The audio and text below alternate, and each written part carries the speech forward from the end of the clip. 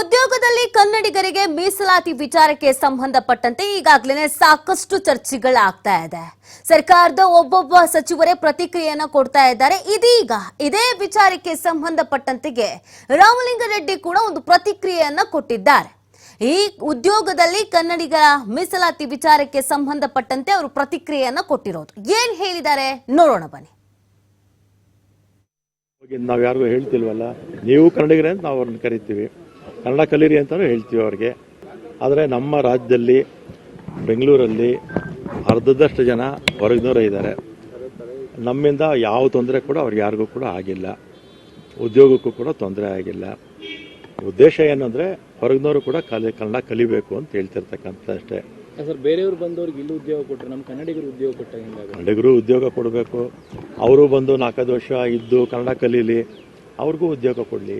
ಅವರೆಲ್ಲ ಉದ್ಯೋಗಗಳು ಕೊಟ್ಟಿದ್ರೆ ಈ ಕಾಯ್ದೆ ಪ್ರಶ್ನೆನೇ ಬರ್ತಿರಲಿಲ್ಲ.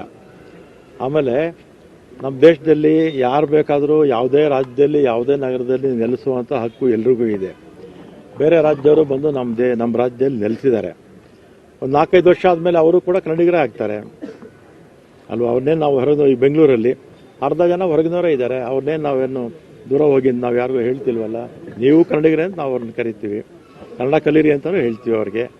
ಆದರೆ ನಮ್ಮ ರಾಜ್ಯದಲ್ಲಿ ಬೆಂಗಳೂರಲ್ಲಿ ಅರ್ಧದಷ್ಟು ಜನ ಹೊರಗಿನವರೇ ಇದ್ದಾರೆ. ನಮ್ಮಿಂದ ಯಾವ ತೊಂದರೆ ಕೂಡ ಅವ್ರಿಗೆ ಯಾರಿಗೂ ಕೂಡ ಆಗಿಲ್ಲ, ಉದ್ಯೋಗಕ್ಕೂ ಕೂಡ ತೊಂದರೆ ಆಗಿಲ್ಲ. ಉದ್ದೇಶ ಏನಂದರೆ ಹೊರಗಿನವರು ಕೂಡ ಕನ್ನಡ ಕಲಿಬೇಕು ಅಂತ ಹೇಳ್ತಿರ್ತಕ್ಕಂಥ ಅಷ್ಟೇ. ಸರ್, ಬೇರೆಯವರು ಬಂದವ್ರಿಗೆ ಇಲ್ಲಿ ಉದ್ಯೋಗ ಕೊಟ್ಟರೆ ನಮ್ಮ ಕನ್ನಡಿಗರು ನೋಡಿ, ಉದ್ಯೋಗದಲ್ಲಿ ಕನ್ನಡಿಗರಿಗೆ ಮೀಸಲಾತಿ ವಿಚಾರಕ್ಕೆ ಸಂಬಂಧಪಟ್ಟಂತೆ ರಾಮಲಿಂಗಾರೆಡ್ಡಿ ಈ ರೀತಿಯಾದಂಥ ಒಂದು ಪ್ರತಿಕ್ರಿಯೆಯನ್ನು ಕೊಟ್ಟಿದ್ದಾರೆ. ನಮ್ಮಿಂದ ಯಾವುದೇ ರೀತಿಯಾದಂಥ ಸಮಸ್ಯೆ ಅವ್ರಿಗೆ ಆಗ್ತಾ ಇಲ್ಲ, ಉದ್ಯೋಗ ಎಲ್ರಿಗೂ ಸಿಗಬೇಕು. ಆದರೆ ಕರ್ನಾಟಕದಲ್ಲಿ ಇದ್ದ ಮೇಲೆ ಕನ್ನಡ ಕಲಿಬೇಕಲ್ವಾ? 5-6 ವರ್ಷಗಳಿಂದ ಕರ್ನಾಟಕದಲ್ಲಿ ಇದ್ದಾರೆ ಅಥವಾ ಬೆಂಗಳೂರಿನಲ್ಲಿ ನೆಲೆಸಿದ್ದಾರೆ ಅಂತ ಅಂದರೆ ಕನ್ನಡ ಮಾತಾಡಿ ಅನ್ನೋದನ್ನು ನಾವು ಹೇಳ್ತಾ ಇದ್ದೇವೆ.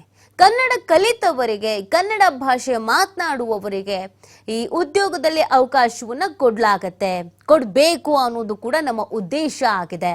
ಕನ್ನಡವನ್ನು ಅನ್ನುವಂಥ ವಿಚಾರವನ್ನು ಅವ್ರು ಹೇಳ್ತಾ ಇದ್ದಾರೆ.